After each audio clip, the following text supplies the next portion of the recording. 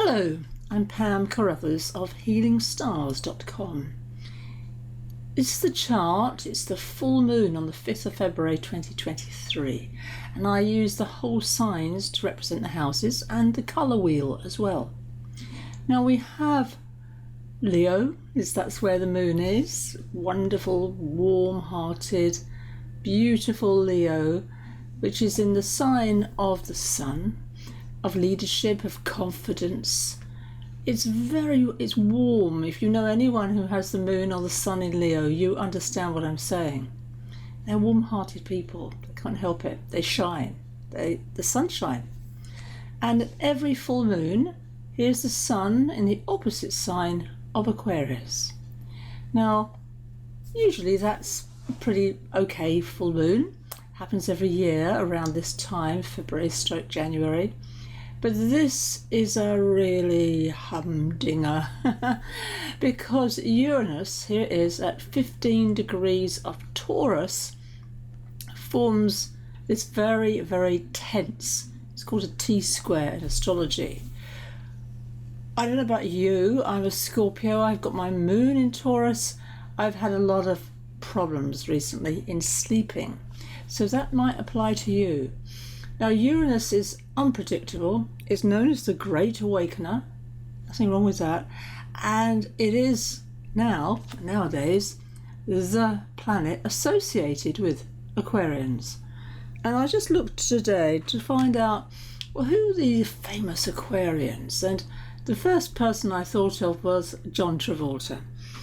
But also nowadays there's Harry Styles. If you notice the way he dresses, it's very unconventional.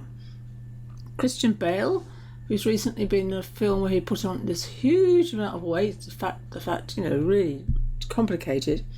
And the lovely, beautiful Oprah Winfrey. So, she's so classic of being an Aquarian. Alicia Keys, a singer, I don't know her very well. But then also I had a look at previous US presidents, and I was quite surprised, and yet not, to see who fitted that bill. The Aquarians, by nature, that sign is all to do with being a humanitarian, believing in equality, believing in freedom. It was discovered, the planet, at the time of the French Revolution, the American War of Independence, and the Industrial Revolution in the UK. So you get the picture. This is very much what's happening here in the UK right now. All public sector workers virtually are on strike. They want fair pay. Notice it's fair. That's the whole quest of Aquarian. It's also Ganymede. It's a lovely, beautiful mythology. He is not a water sign. Aquarius is not a water sign. It's an air sign. It's all about communication. And that's why Oprah Winfrey is so gifted. She really embodies to me what Aquarian energy is all about. We have got tension. This tension will ease with Uranus as soon as the moon, of course, changes sign into Virgo. But it's highlighting the energy of today. And I don't know about you, but as I said, I found it very difficult to sleep at the moment. And that is also to do with Mars. Now Mars is now moving forward. It's in Gemini. It's been there for a long time. It's like a 6-month tour. So wherever Gemini is in your chart, for me it's my 12th house, to do with sleep, is getting a lot of tension and aggression.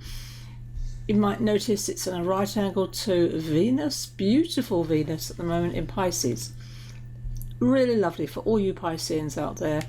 It is also helpful for Scorpio. Well, I am a Scorpio. So Venus is in the sign where it's known as exalted. It's unconditional love. That's what Venus is. It's compassion. And it'll soon be joining Neptune. Here it is, there's Neptune at 23, there's Venus at 12. That happens every year. While Neptune is going through Pisces, which is a long, long journey. Mars is in a good relationship, a harmonious relationship. The dotted blue lines, it's connecting with Jupiter and also Chiron, the healer. So that's an opportunity, I believe, as the week goes on, the next week, for conciliation. That is my hope and prayer. That's what people power is very Aquarian. It's about listening.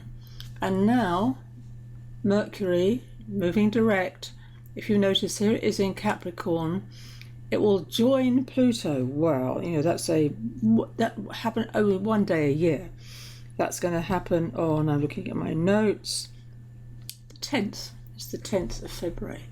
Then, hooray, on the 11th, I do say that because Mercury will then move into Aquarius. Oh, such a difference.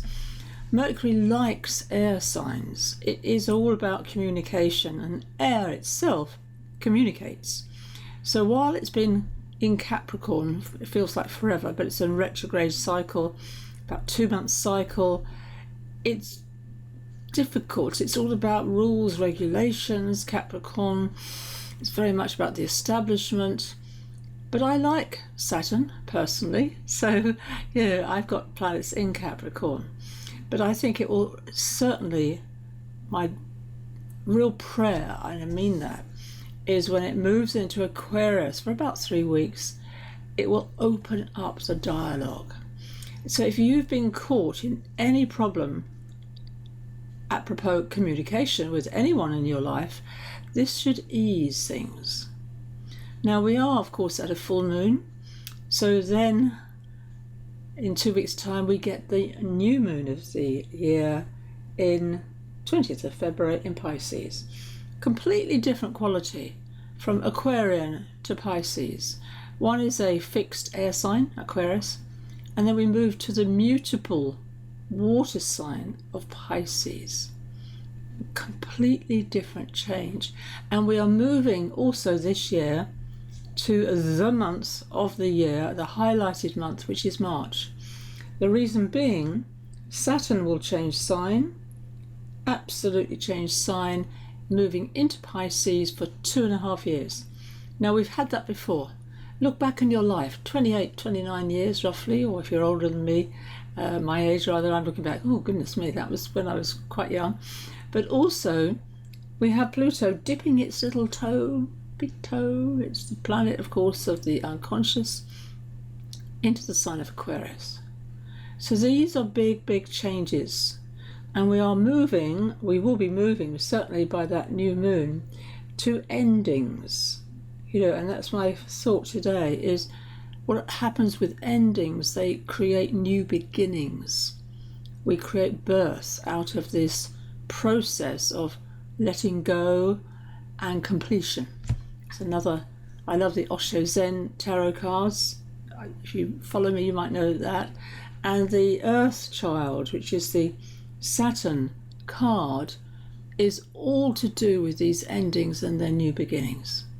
So that's what I would like you to focus on. Notice that we all need to change. That's what Uranus is saying here. So clearly. And how good are you at change? Change is not what human beings tend to like, because it's chaos, it's disruption. But just doing something small in your life to create that viewpoint. I've got 2 sofas, all right? I move my sofas around. It's giving me a new look at my living room. I hadn't noticed that before. So, that's a small little thing, but just moving something in your life to view something from a different perspective, and just going for a walk in a different direction than you normally do, doing any activity which you would regard as out of the ordinary, is really signalled at this full moon, 5th of February 2023. And thank you for watching. Pam Carruthers of healingstars.com.